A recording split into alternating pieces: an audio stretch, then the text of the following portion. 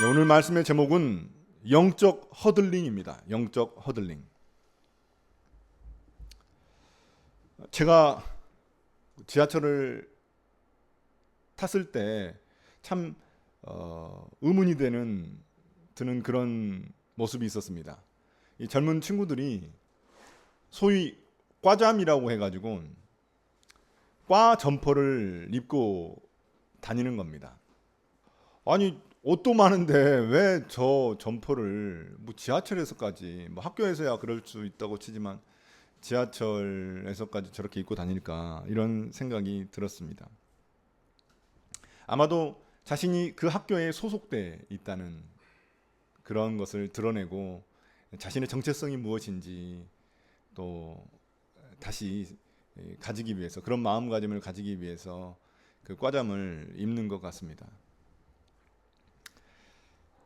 제가 그 중고등학교 시절에는 무조건 교복을 입어야만 했습니다. 뭐 우리 젊은 친구들은 그렇지 않았을 수도 있는데 교복이 자유화됐을 수도 있는데 우리 때는 반드시 교복을 입어야만 했습니다. 학생들이 그 교복을 좋아했을까요? 안 좋아했죠. 예. 그래서 막 교복을 막 지 마음대로 막 바꾸기도 하고 또 밖에 나가면은 학교 문만 딱 나가면 그때부터 교복 다 갈아입고 자율복으로 자기 복장으로 그렇게 막 볼링장도 가고 막 당구장도 가고 막 그랬죠. 교복 입으면 가기가 좀 힘들지 않습니까? 교복이 보여주는 그런 게 있으니까 가기가 힘듭니다. 그래서 막 화장실에서 막 옷 갈아입고 막 가는 친구들이 정말 많았습니다. 그때는 이제 막 어떻게든 그 교복을 벗으려고 했었죠. 그런데 한편 또 군대에 가면 또 유니폼이 있죠. 예, 군복. 어디를 가든지 그 군복을 입고 다녀야 됩니다. 예. 그 군복에 또 규정도 있어요. 규정 제대로 안 따르면은 또 뭐 영창 보내기도 하고 뭐 그렇습니다. 그 군대라는 소속감, 정체성, 군인이라는 정체성을 가지고 내가 나라를 지키고 있다는 그런 사명을 드러낼 수 있는 것이죠. 그래서 그 유니폼을 입게 되면은 그 군복을 입게 되면 그것에 걸맞는 태도와 또 책임이 주어지게 됩니다. 그럼 우리 그리스도인들에게는 어떤 유니폼이 있을까요? 우리 그리스도인들이 입어야 할 옷은 무엇일까요? 우리에게도 이런 유니폼이 있습니다. 우리가 입어야 될 옷이 있습니다. 그것이 바로 복음이라는 옷입니다. 복음이라는 옷입니다. 그래서 그 복음의 옷에 알맞는 삶의 태도와 자세가 필요한 것입니다. 그런데 우리는 어떻습니까? 혹시 우리도 중고등학교 때 시절처럼 교회만 나갔다 가면은 그 복음이라는 옷을 벗어버리고 또 내 마음대로 살아가고 있지는 않습니까? 과연 우리의 정체성은 무엇일까? 이 세상 가운데서 어떤 정체성을 가지고 어떤 유니폼을 입고 나아가야 하는 것일까요? 오늘 말씀을 통해서 그것을 알아보려고 합니다. 우리가 오늘 말씀을 잘 이해하기 위해서는 먼저 빌립보라는 도시를 잘 이해해야 합니다. 이 빌립보라는 도시는 마게도냐에 있는 도시인데 소아시아에서 이제 마게도냐로 바울이 건너갈 때 첫 번째 만났던 도시입니다. 유럽의 첫 관문이라고 말할 수 있습니다. 바울이 거기에 이제 루디아라는 옷감 장사를 만나서 거기에 교회를 세우게 됩니다. 유럽의 첫 번째 교회인 거죠. 바울이 세운. 그리고 이 빌립보라는 도시는 비아 에그나티아라고 해가지고 그 당시 로마가 깔아놓은 도로가 있습니다. 군사적, 경제적인 도로입니다. 이 상업도로입니다. 그래서 사람들이 거기를 통해서 이제 이동하는 거거든요. 군대도 거기를 통해서 이동하고 그런 도로가 있는데 그 도로 선상 위에 있는 그런 도시입니다. 그래서 굉장히 군사적으로 또 경제적으로 중요한 위치에 있는 그런 도시가 바로 빌립보라는 도시입니다. 저도 여기를 가봤습니다. 지금 현재 그리스 북부에 있는데 그 당시에는 굉장히 융성했던 도시인데 지금은 아주 작고 조용한 그런 소도시로 변해버렸습니다. 거기에 보면 이제 바울의 그런 바울이 환상을 봤던 것들 이런 작품들이 있거든요. 벽화들이 있습니다. 나중에 꼭 한번 여러분들 가보시면 참 좋을 것 같습니다. 이 빌립보라는 이 도시는 그 당시에 굉장히 융성했는데 특별히 거기에는 로마의 퇴역 군인들이 많이 살고 있었습니다. 그러니까 이제 전쟁에서 이기고 난 후에 이제 퇴역한 그런 군인들이 이 빌립보라는 도시에 살고 있었는데 황제가 그 퇴역 군인들에게 상을 내려서 보상을 내려서 로마 시민권을 줬습니다. 로마인들이 아니었던 사람들인데 이제 전쟁에서 이제 고생했으니까 그 보상으로 로마 시민권을 준 것입니다. 그러니까 그들이 그 로마 시민권이라는 특권을 가지고 있으니까 얼마나 그 자랑과 자부심이 대단했겠습니까? 로마 시민권을 가지고 있다는 것은 지금 현재 우리가 미국 시민권자라는 것보다 훨씬 더 특권을 누리는 거거든요. 로마 시민이 된다는 것은 어떤 정식 절차, 정식 재판을 거치지 않으면 함부로 구금할 수 없었습니다. 그리고 또 자기가 억울하다고 생각되면은 황제에게 상소할 수도 있었습니다. 그래서 바울 같은 경우 이제 자신이 상소해갖고 로마 황제를 만나지 않습니까? 그리고 각종 세금 감면도 받을 수 있었습니다. 로마 정부에서 행사하는 그런 축제 같은 것들도 다 참석할 수 있었던 거죠. 스포츠 같은 거. 그러니까 이런 많은 특권들을 누리고 있었기 때문에 다른 민족들이 누릴 수 없는 그런 놀라운 특권들을 이 빌립보 사람들이 누리고 있었습니다. 그래서 빌립보를 작은 로마라고 부르기도 했습니다. 그만큼 그 자부심이 대단했던 그런 도시입니다. 그러니까 얼마나 애국심이 투철했겠습니까? 로마 황제에 대해서 로얄티가 그러니까 로마 황제를 얼마나 숭배하고 얼마나 그 로마 황제의 말에 잘 따르는지 그 애국심이 추털했던 그런 도시였습니다. 그런데 그 도시에 살고 있었던 또 다른 사람들이 있죠. 누굽니까? 그리스도인들입니다. 바울이 교회를 세우고 나서 전도해서 이제 거기에 그리스도인들이 있었는데 굉장히 소수였죠. 그래서 그들은 사회적으로 굉장히 소외된 계층이었습니다. 문화적 혜택도 제대로 받지 못했던 그런 사람들이었습니다. 그런 사람들이 이제 황제를 숭배하는 것을 거절하니까 황제가 그 당시에는 단순히 왕이 아니라 신의 아들로 불렸습니다. 그래서 황제는 하나님의 아들, 하나님의 아들로서 숭배를 받았기 때문에 그래서 그리스도인들은 이 황제 숭배를 거절했죠. 거부할 수밖에 없었죠. 왜냐하면 우상 숭배이기 때문에. 그러다 보니까 그 빌립보 사람들에게 핍박과 고난을 당하게 됐습니다. 그것이 지금 빌립보에 살고 있는 그리스도인들의 처지입니다. 바울이 그 그리스도인들, 빌립보에 사는 그 그리스도인들에게 편지를 쓰고 있습니다. 그러면서 오늘 말씀 첫 번째 구절인 1장 27절에 뭐라고 바울이 말하고 있습니까? 여러분은 오로지 그리스도의 복음에 합당하게 생활하십시오라고 말하고 있습니다. 그리스도의 복음이 뭔지 먼저 우리가 알아야 되겠습니다. 그리스도의 복음이 뭘까요?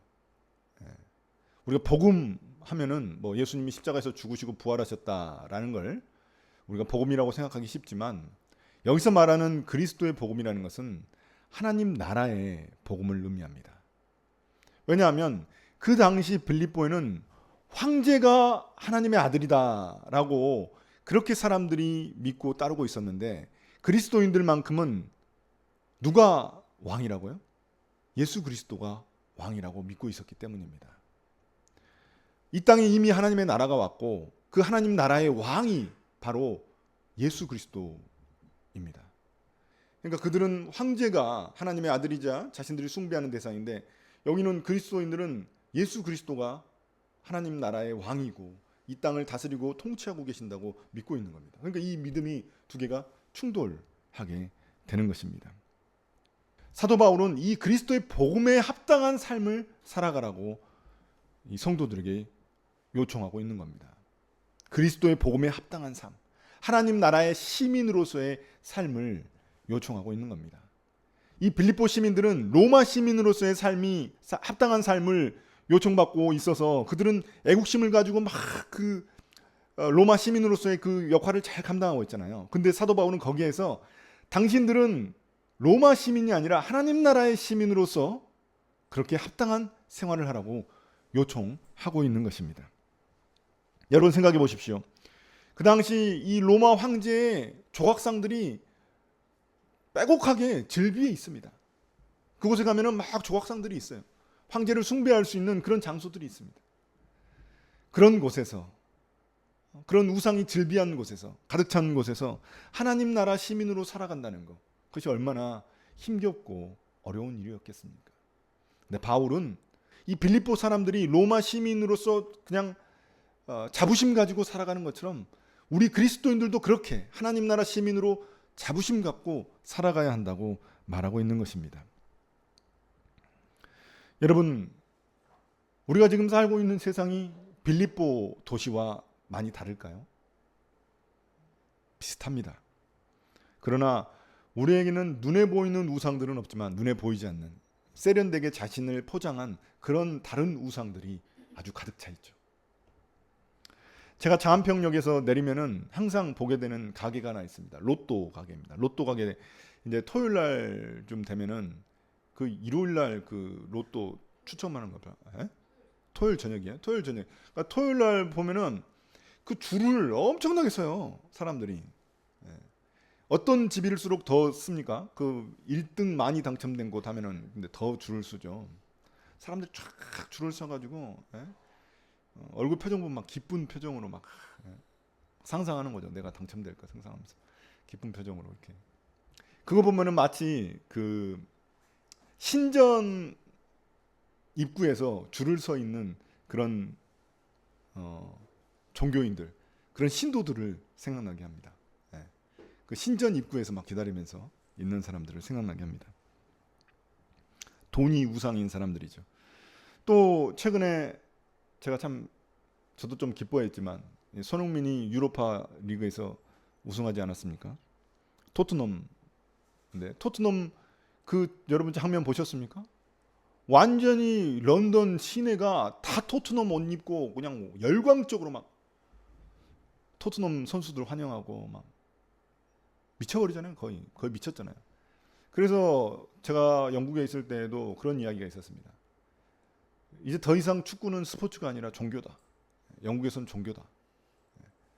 모든 사람들의 생활 패턴과 생활 방식이 축구에 맞춰져 있어요.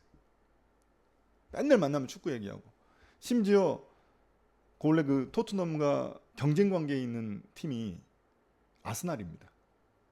같은 런던을 배경으로 하고 있는 팀인데 토트넘이 잘 됐잖아요. 배가 아프니까 이 아스날 시민들이 직장에도 가지 않았다고 합니다. 몸이 아프다고 거짓말치고 직장도 나가지 않았답니다.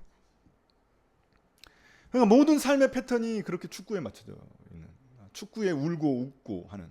독일도 비슷하죠. 여권 비자 안 주다가 자기가 응원하는 팀이 이기면 비자 막 주고 막 그렇습니다. 안 그럴 것 같죠. 진짜로 그래요. 그 정도로 이 유럽에게 축구는 스포츠가 아니라 종교가 되었습니다. 열광적이죠. 그것뿐이겠습니까? 제가 지하철에 가니까 지하철에 모든 사람들이 머리를 박고 이렇게 다 이것만 이렇게 뭐 다 머리를 박고 있어요. 머리가 안 보여. 이게 위에가 안 보여. 다 머리를 박고 있어요. 다 유튜브 쇼폼 보고 인스타그램 계속 손가락으로 던져가면서 올리고 틱톡 하고 뭐 거의 뭐 종교 예식을 보는 것처럼 막 다 기도하고 있는 듯한 그런 모습인 거죠. 이처럼 우리가 알지 못하는, 우리가 이게 우상이라고 잘 파악하지 못하지만 우리를 둘러싸고 있는 그 즐비한 우상들이 있습니다.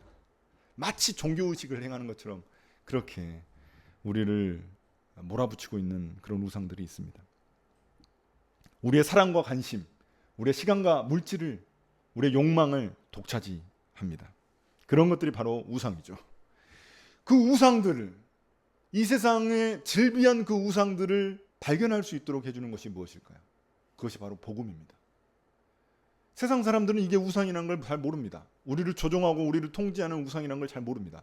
그런데 그것을 깨닫게 해주는 것이 바로 복음입니다. 복음을 이제 접하고 나면, 복음을 진짜 내가 받아들이고 나면 그때부터 이 세상이 다르게 보이죠. 또 다른 렌즈를 끼게 됩니다. 마치 그 적외선 렌즈를 끼는 것처럼. 적외선 눈에 안 보이잖아요. 근데 적외선 렌즈 끼면 눈에 보이잖아요. 그런 것처럼 우리가 복음이라는 렌즈를 끼게 됐을 때 이 세상이 도대체 실체가 무엇인지, 이 세상의 실체가 무엇인지, 이곳에 즐비한 그 우상들을 우리가 볼 수 있도록 해주는 것입니다. 그게 바로 복음입니다. 복음. 그리스도의 복음, 하나님 나라의 복음입니다. 그래서 그 세상의 정체를 알기 때문에 우리가 지금 이 제국 땅 속에 살지만, 이 제국 땅에 살아가고 있지만, 제국 시스템에 따르지 않고 이제 천국 시스템, 하나님 나라의 가치관을 따라 살아갈 수 있도록 해주는 것입니다.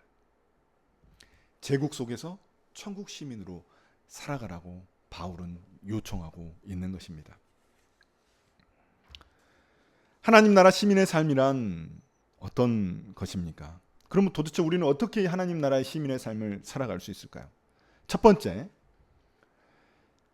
세상을 향해 함께 싸워나가는 삶입니다. 여러분 27절, 28절을 보십시오. 여기서 함께 싸우라고 바울은 말하고 있습니다. 성경은 말하고 있습니다. 여기서 함께 싸우라는 말은 군사용어입니다. 군사용어.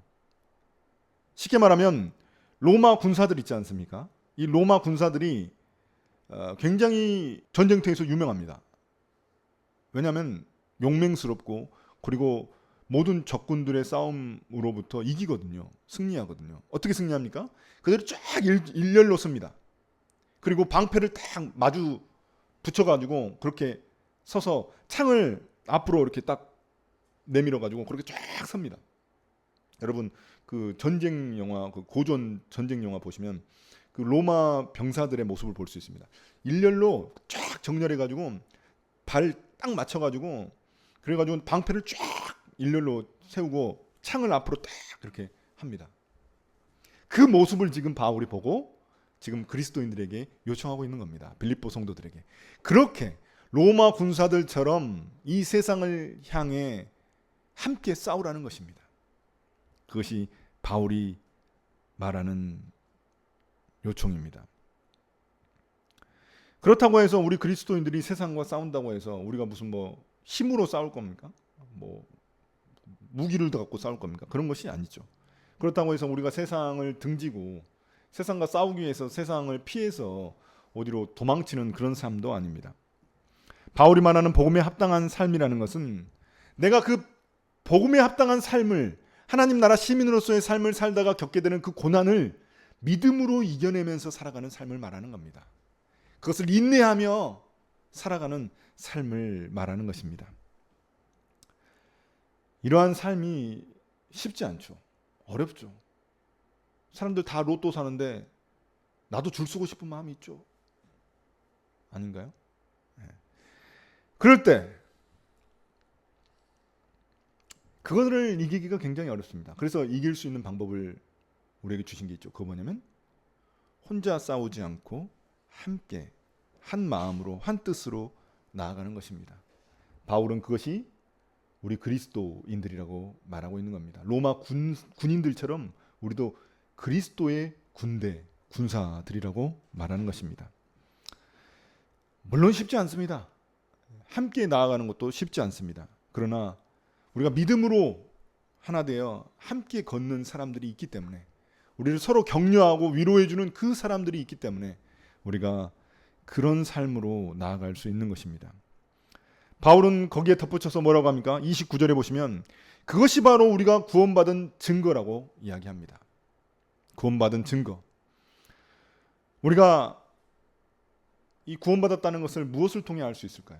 우리가 그냥 예수님은 하나님의 아들이십니다 이렇게 고백한다고 해서, 내가 복음을 그렇게 고백한다고 해서 구원받은 것이 아니라 우리의 삶이 그것을 증명하는 겁니다.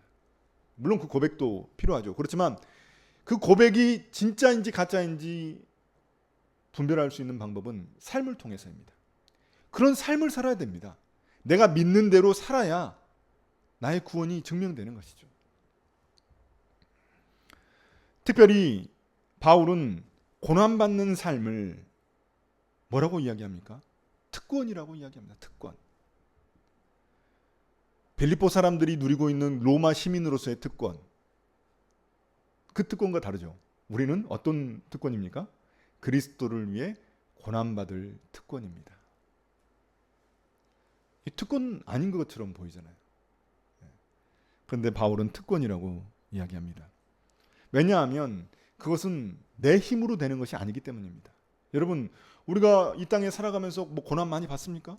여러분 막 예수님 믿는 것 때문에 막 직장에서 쫓겨나고 막 돌팔매질 당하고 피 터지고 막 그렇습니까? 안 그렇잖아요. 우리가 믿음대로 살아간다고 해서 막 적극적인 어떤 고난이 막 우리한테 핍박이 막 주어지고 그렇지 않습니다. 그래서 그 고난조차도 그리고 그 고난을 이기는 그런 믿음조차도 하나님의 은혜라고 바울은 말합니다. 그래서 특권이라고 이야기하는 겁니다. 아무나 겪는 게 아니기 때문입니다. 특권은 소수의 사람에게 주어지는 거잖아요. 그 고난도 그렇습니다. 고난도 그 인내할 수 있는 믿음과 은혜를 넉넉히 주시기 때문입니다. 그래서 특권이라고 말하는 것입니다. 여러분 28절 마지막에 보십시오. 이것은 하나님께서 하시는 일이라고 바울은 말합니다. 내가 할 수 있는 일이 아니에요. 그 고난을 내가 견딜 수 있는 게 아닙니다. 하나님이 하시게 하시는 것입니다. 그래서 은혜라고 특권이라고 말하는 것입니다. 여러분 우리의 삶은 어떻습니까? 예수 믿는다고 손해보거나 예수 믿는다고 미움받거나 예수 믿는다고 조롱받고 있습니까? 나는 그런 거 없는데요. 그럼 나는 특권도 못 누리고 있는 거네요. 이런 생각이 들 수 있습니다. 그러나 우리는 다른 형태의 고난을 받고 있습니다. 제가 매번 교회에 올 때마다 지나쳐 가는 아파트가 하나 있습니다. 원 베일리 땡땡 아파트라고 24평에 40억짜리 아파트인데 그냥 일반적인 직장인이 평생 일해도 살아보기 힘든 그런 아파트입니다. 잠밖에 안 자는데 뭐 거기서 뭐 그런데 그런 아파트를 이렇게 항상 이렇게 지나가면서 이렇게 보게 됩니다.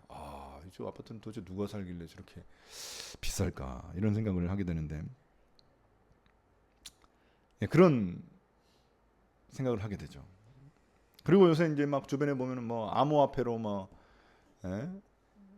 돈 많이 벌었다는 사람들 또 뭐 주식으로 돈 많이 벌었다는 사람들 이런 사람들 이야기를 듣지 않습니까? 하루 아침에 막 껑충 뛰어 올라가지고 막 그런 사람들 이야기를 들으면 막 짜증나기도 하고 막 속상하기도 하고 또 어떤 때는 막 나의 은밀한 욕망을 자극해서 나도 한번 해볼까 이런 생각이 막 들기도 하고 그런 것 같습니다. 그래서 이런 생각이 들죠. 믿음대로 살아봤자 뭐 초라해 보이기고 그리고 막 손해 보는 것 같고 미련한 짓 하는 것 같고 이런 생각이 들기도 합니다. 저는 그것이 우리가 이 땅에서 받을 수 있는 또 다른 형태의 고난이라고 생각합니다. 그런 삶을 내가 부러워하지 않고 내가 인내하며 나아가는 삶, 그 삶도 또 다른 고난을 이겨내는 믿음의 삶이라고 생각합니다. 그것이 바로 복음에 합당한 삶의 태도입니다.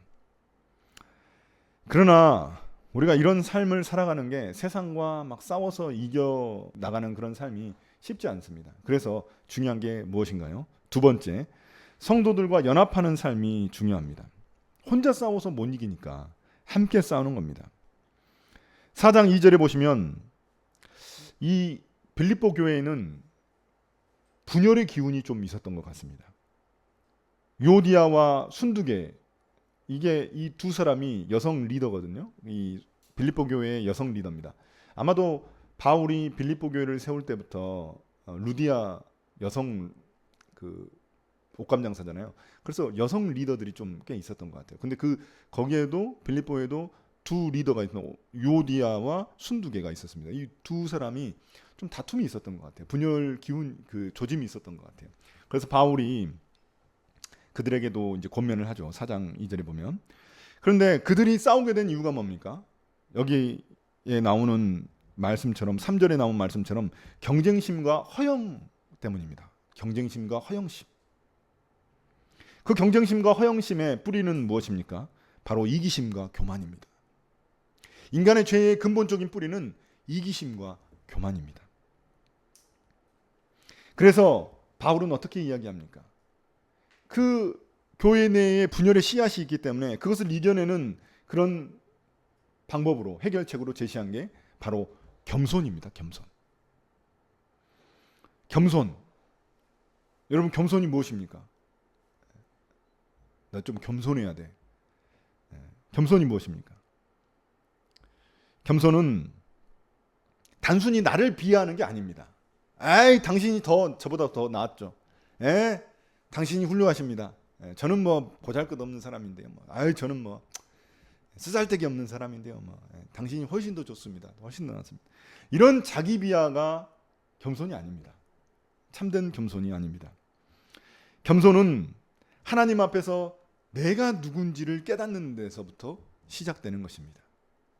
내가 누군지 알아야 진짜 겸손할 수 있습니다. 내가 누군지 모르면 가짜 겸손입니다. 말로만 겸손하지만 마음은 교만한 거죠. 그래서 내가 어떤 사람인지 알기 때문에, 내가 하나님 앞에서 얼마나 죄인이고 얼마나 연약한지 알기 때문에 남을 더 낮게 여길 수 있는 겁니다. 나의 유익뿐만이 아니라 남의 유익을 구하는 그런 태도를 보일 수 있는 것입니다. 그것이 바로 겸손입니다. 내 유익만 생각하는 것이 아니라 남의 유익을 생각하는 삶의 태도, 그것이 겸손입니다. 바울은 뭐라고 합니까? 나보다 남을 낮게 여기라고 합니다. 낮게 여기는 게 아니라 낮게 여기는 거는 그 반대고 낮게 여기라는 그런 의미입니다. 어렵죠. 네. 서로 겸손해야 되는데 한 사람만 겸손하기도 어렵습니다. 그래서 서로 겸손해야 되죠. 그것도 굉장히 어렵습니다. 그래서 사람이 원래 사람의 본성이 연합하는 게 굉장히 어렵습니다. 겸손하기 어렵기 때문에 서로 연합하는 게 굉장히 어렵습니다. 다툼과 분열이 자주 일어납니다. 제가 해외에 있을 때에도 왜 이렇게 한인 교회들은 그렇게 다툼이 많은지, 분열이 많은지 굉장히 스트레스 받고 좀 안 좋아 보였거든요. 인간의 본성이 그렇습니다. 교만하기 때문에, 자신의 이기심을 누리기 때문에 그런 것이죠. 그 넬슨 만델라 여러분 잘 아시죠? 남아공의 민주투사였는데 이 넬슨 만델라가 27년간 감옥에 갇혀 있었습니다. 그리고 40도가 넘는 사막에서 강제 노역을 했습니다. 그걸 다 견뎌냈어요. 그런데 나오자마자 6개월 만에 이혼했습니다. 부부 사이의 갈등은 견디기 어려웠던 거죠. 그렇습니다. 이렇게 부부 사이에도 참 화합하기가 어려운데, 교회 내에서 서로 다른 배경에, 서로 다른 성격에, 서로 다른 사람들이 모여서 연합하고 화합하고 한마음 한뜻으로 나아간다는 거 굉장히 어려운 일입니다. 그래서 우리는 이런 죄성 때문에 공감보다는 판단하게 되고, 기도보다는 비난하게 되고, 다른 사람의 유익을 구하기보다는 내 권리와 내 입장, 내 유익을 더 구하게 됩니다. 그것이 바로 우리의 일그러진 자화상입니다. 어떻게 여기에서 해결을 해 나갈 수 있을까요? 어떻게 우리는 교회 안에서 서로 연합하고 화합하며 나아갈 수 있을까요? 내 힘으로는 안 됩니다. 불가능합니다. 그래서 중요한 게 바로 하나님입니다. 삼위일체의 하나님입니다. 2장 1절 보시겠습니다. 2장 1절 보시면, 그러므로 그리스도 안에서 여러분에게 무슨 격려나 사랑의 무슨 위로나 성령의 무슨 교제나 무슨 동정심과 자비가 있거든 이라고 이야기합니다. 이건 조건입니다. 조건. 여러분들이 그런 게 있다면 여러분 같은 생각을 품고 같은 사랑을 가지고 같은 뜻을 가지고 한 마음이 돼서 나아가십시오라고 이야기하고 있는 겁니다. 그러니까 그렇게 나아갈 수 있으려면 이런 하나님과의 관계가 중요한 겁니다. 수직적인 그 하나님과의 관계를 통해서 연합하고 화합할 수 있기 때문입니다. 삼위일체 하나님이 여기에서 등장합니다. 그리스도가 주시는 격려, 그리고 하나님의 사랑의 위로, 그리고 성령의 교제, 우리가 누리는 것들입니다. 이것들을 통해서 서로 한 마음으로, 한 방향으로, 같은 방향으로 나아갈 수 있게 되는 것입니다. 물론 쉽지 않습니다. 물론 한 번에 되지 않습니다. 나를 작게 여기고 주님을 크게 여기는 것, 주님을 크게 보는 것, 이거 쉽지 않습니다. 그래서 교회에서 훈련하는 것입니다. 뭐 요새는 가난한 성도들이 많아서 혼자 예배드리고 혼자 뭐 기도하면 된다고 말하지만, 교회가 필요한 이유는 이런 것들을 훈련할 수 있는 장소이자 학교이기 때문입니다. 서로 화합하고 연합할 수 있는, 훈련받을 수 있는 곳이 바로 이런 교회입니다. 여러분, 앤드류 머레이는 자신의 책 겸손에서 이렇게 말합니다. 겸손은 피조물인 인간이 돌아가야 할 본래의 자리라고 말합니다. 그리스도의 은혜가 우리의 일그러진 그 자아를 새롭게 빚어주셔서 서로를 귀하게 여기도록 변화시켜 주십니다. 그 은혜를 구하는 우리가 되기를 소망합니다. 사랑하는 성도 여러분, 이제 말씀을 마무리하겠습니다. 오늘 저희가 그 펭귄 영상 봤잖아요. 제가 펭귄 그 다큐멘터리를 보니까, 남극의 눈물이라고, 거기 보니까 이 펭귄들이 극한의 추위를 이겨내는 방법이 있습니다. 영하 50도까지 내려가는데 그때 그 극한의 추위를 이겨내는 방법이 허들링이라는 겁니다. 허들링이 뭐냐면 조금씩 원을 그려가면서 계속 움직이는 겁니다. 그래서 바깥에서 이제 50도 얼마나 춥겠어요. 이 펭귄이라고 안 추운 게 아니거든요. 추우니까 그 바깥에 있는 추위에 떠는 펭귄이 조금씩 움직여가지고 안쪽으로 들어갑니다. 그럼 그 안쪽에 있는 펭귄들은 또 밖으로 나갑니다. 그래서 이게 안에 있는 펭귄은 밖으로 나가고 밖으로 있는 펭귄은 안으로 들어가고서, 이게 허들링입니다. 계속 이게 돌면서 조금씩 돌면서, 그러면서 아이를 이제 그 아빠가 아이를 품고 그 다리 밑에다가 넣어가지고 이렇게 도는 거죠. 이렇게 그렇게 그 추위를 이겨냅니다. 저는 그걸 보면서 이 교회 공동체가 그런 공동체라고 생각했습니다. 지금 우리가 살아가는 세상도 남극처럼 거친 바람이 불어닥치는 영하 50도의 추위처럼 매섭기만 합니다. 믿음을 지키는 것이 때로는 어리석어 보이기도 하고 미련해 보이기도 하고, 진리를 붙들며 살아가는 것이, 복음에 합당한 삶을 살아가는 것이 손해처럼 여겨지기도 합니다. 이런 세상 속에서 하나님 나라의 시민으로 살아가는 게 쉽지 않습니다. 그래서 바울도 이 빌립보 교회 성도들에게 편지를 보내는 거죠. 함께 이 세상을 향해 싸워 나가려면 우리에게 필요한 것이 연합하는 겸손입니다. 나보다 남을 더 낮게 여기고 또 남의 유익을 신경 쓰는 삶, 남의 유익을 우선으로 여기는 삶입니다. 누군가 지치고 힘들어할 때 우리 역시 황제 펭귄처럼 안으로 품어줘야 합니다. 밖으로 세찬 바람을 맞고 있는 그 사람들은 안으로 들어올 수 있도록 우리가 품어줘야 합니다. 이기적인 세상 속에서 겸손의 마음으로 서로를 더 낮게 여기고 한 마음 한 뜻으로 연합해야 합니다. 그것이 바로 오늘 말씀 복음에 합당한 삶, 하나님 나라 시민으로서의 삶입니다. 함께 품어주고 함께 버티며 이런 영적 허들링을 통해 세찬 바람을, 세찬 추위를 극복하는 우리 함께 걷는 교회 식구들이 다 되시기를 예수님의 이름으로 축복합니다.